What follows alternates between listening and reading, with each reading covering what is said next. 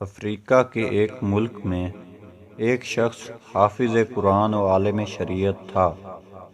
اسی سبب ایک مقتدی نے رمضان المبارک میں ان کو افطار میں اپنے گھر بلایا۔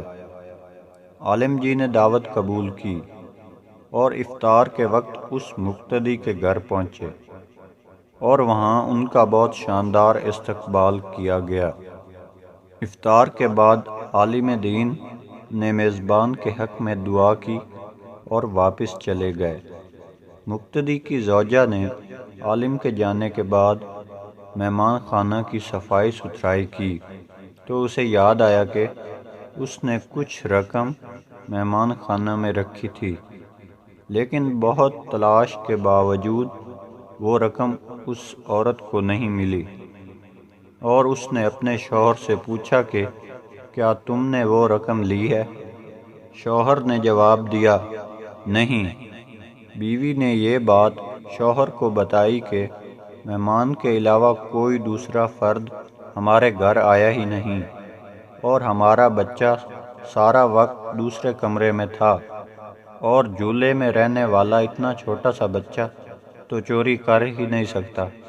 بالآخر دونوں اس نتیجے پر پہنچے کہ رقم مہمان نے ہی چوری کی ہے، اور یہ سوچتے ہوئے میزبان کے غم و غصہ کی انتہا نہ رہی کہ ایسا کیسے ہو سکتا ہے کہ ہم نے اتنی عزت و احترام کے ساتھ جسے اپنے گھر بلایا اور انہوں نے ہی یہ غلط کام کیا۔ اس شخص کو تو قوم کے لیے نمونہ عمل ہونا چاہیے تھا، نہ کہ چور ڈکیٹ۔ غم و غصہ کے باوجود اس شخص نے حیا کے مارے اس بات کو چھپا لیا، لیکن در عین حال عالم دین سے دور دور رہنے لگا تاکہ سلام دعا نہ کرنی پڑے۔ اسی طرح سال گزر گیا اور پھر رمضان المبارک آ گیا، اور لوگ پھر اسی خاص محبت اور جوش و خروش کے ساتھ عالم دین کو اپنے گھروں میں افطار کے لیے بلانے لگے۔ اس شخص نے اپنی زوجہ سے کہا، ہمیں کیا کرنا چاہیے، مولانا صاحب کو گھر بلائیں یا نہیں؟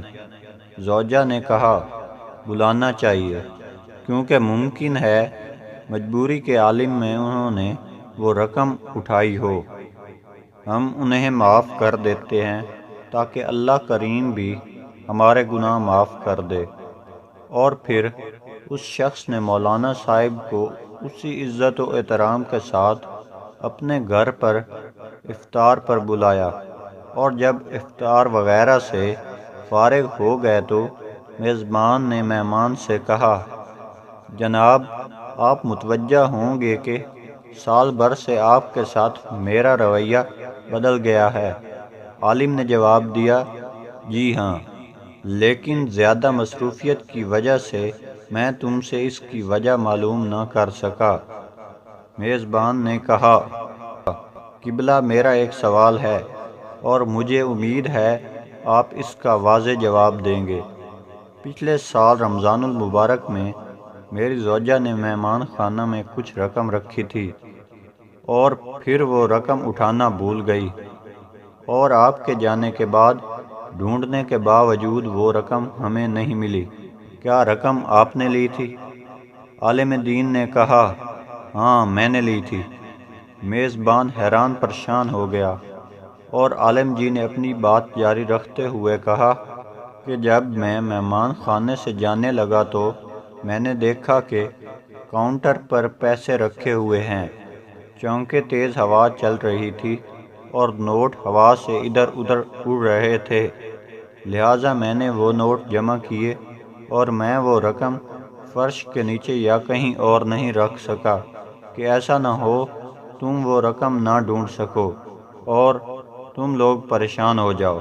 اس کے بعد عالم نے زور سے اپنا سر ہلایا اور اونچی آواز میں رونا شروع کر دیا، اور پھر میزبان کو مخاطب کر کے کہا، میں اس لیے نہیں رو رہا کہ تم نے مجھ پر چوری کا الزام لگایا، اگرچہ یہ بہت دردناک ہے، لیکن میں اس لیے گریہ کر رہا ہوں کہ 365 دن گزر گئے اور تم میں سے کسی نے قرآن کریم کا ایک صفحہ بھی نہیں پڑھا، اور اگر تم قرآن کو صرف ایک بار ہی کھول کر دیکھ لیتے تو تمہیں رقم قرآن میں رکھی مل جاتی۔